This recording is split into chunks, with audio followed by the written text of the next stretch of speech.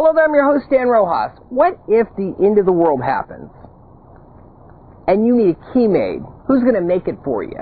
Or more likely, what if you happen to have a key to a cable lock or a newer RV door that nobody can seem to copy? In this video, I'm going to be showing you how to copy a key using the power of the sun.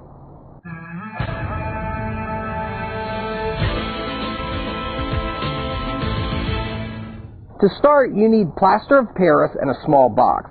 I made this one out of cardboard. The plaster should be thoroughly mixed and for the first layer a bit thicker in consistency.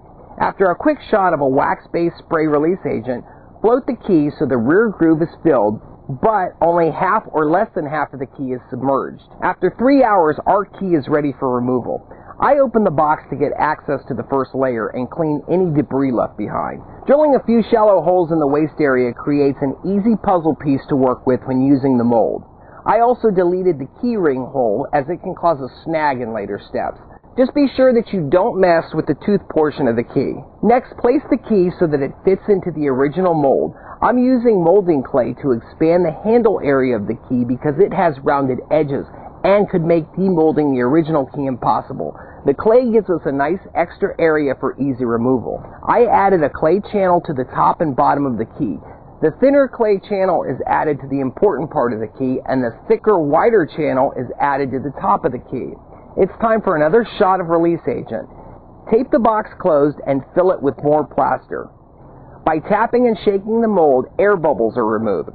After another few hours, our mold is ready to separate. Using a wood screw allows for a good handle to clench our key. Because the top part of the key is surrounded by clay versus dried plaster, it comes out easily. I'm also removing the clay plug channels. This gives us a large hole at the top for pouring our molten metal in and a smaller vent hole on the bottom. These are zinc pellets purchased from the internet. I imagine you could use pennies if the world did come to an end, but for now, it's illegal to melt pennies. Using one of our crucibles I showed you in a previous video, the zinc pellets fill about 1/3 of the container. I am manually adjusting the solar tracking station for this project since I will be handling large volumes of molten metal and I don't want it to move around by itself. The plaster mold should be fully dry for 24 to 48 hours, but I'm rushing it for this video. The excess heat from our crucible works fine. It's always a good idea to work from higher areas to lower areas when handling molten materials, so this stool makes a good choice. The key mold is clamped in place with a spring clamp and the molten zinc is added.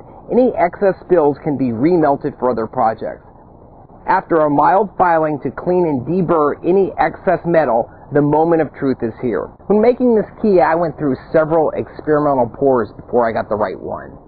Keep in mind that zinc is on the softer side, so you don't want to be rough like you might be with a steel key. It works perfect.